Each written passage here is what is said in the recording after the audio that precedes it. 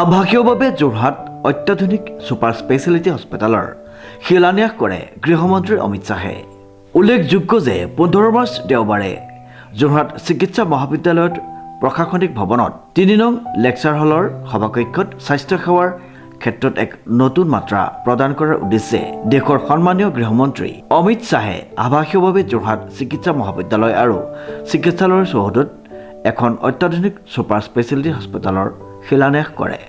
হয়, এইটো এটা খুবেই ভাল খবৰ যোৰহাট চিকিৎসা মহাবিদ্যালয়ৰ বাবে।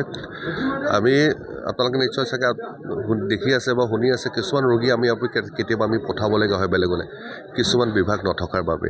এই বিভাগকেইটা যদি হৈ যায় সেই সমস্যাটো ৰাইজে দূৰ হ'ব। মই ভাবোঁ যোৰহাটৰ ৰাইজে চাগে বাহিৰলৈ ক'তো যাবলগীয়া নহ'ব, ইয়াতে গোটেইখিনি সুকলমে গোটেই চিকিৎসাখিনি কৰাব পাৰিব, ৰাইজৰ কাৰণে ভাল হ'ব। ইয়াত চাওক আপোনাৰ 6টা বিভাগ থাকিব, যেনে ধৰি লওক ইউৰ'লজি, নেফ্ৰলজি, তাৰপিছত কাৰ্ডিঅ'থৰেচিক চাৰ্জাৰী, কাৰ্ডিঅ'লজি, নিউৰ' চাৰ্জাৰী আৰু নিউৰ'লজি। এতিয়া আমাৰতো নিউৰ'লজি বৰ্তমান নাই, বহুত ৰোগী যাবলগীয়া হয়। ইউৰ'লজি নাই, সৰু সৰু পাথৰৰ কাৰণে অপাৰেশ্যন কৰিবলৈ কেতিয়াবা যাবলগীয়া হয় গুৱাহাটী বা ডিব্ৰুগড় মেডিকেল কলেজ। চ' সেইখিনি যদি হৈ যায় ৰাইজৰ কাৰণে অত্যন্ত ভাল হ'ব, এটা ভাল খবৰ। 2029 ভিতৰত সমাপ্ত হয়, কামটো আপোনাৰ এনেই সময় 30 মাহ, 2.5 বছৰ। সেইকাৰণে আমি তেনেকৈ ধৰি লৈছোঁ আৰু হ'ব লাগে। ধৰি লওক 26 আজি মাৰ্চ হৈ গ'ল, হৈ যাব লাগে সময়মতে।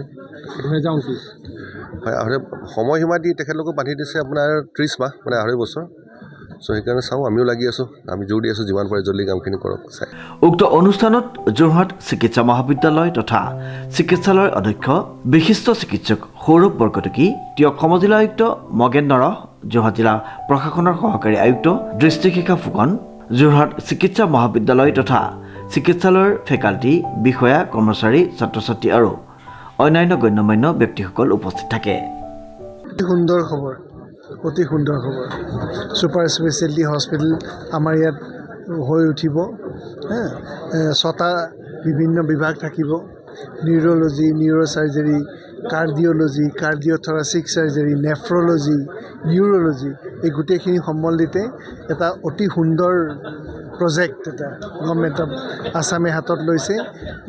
জাইকা জাপানৰ অৰ্গেনাইজেশ্যন এটা আমাক এইটো কামত ছাপোৰ্ট কৰিছে। এইটো প্ৰায় 2.5 কোটি টকা মানৰ প্ৰজেক্ট এটা।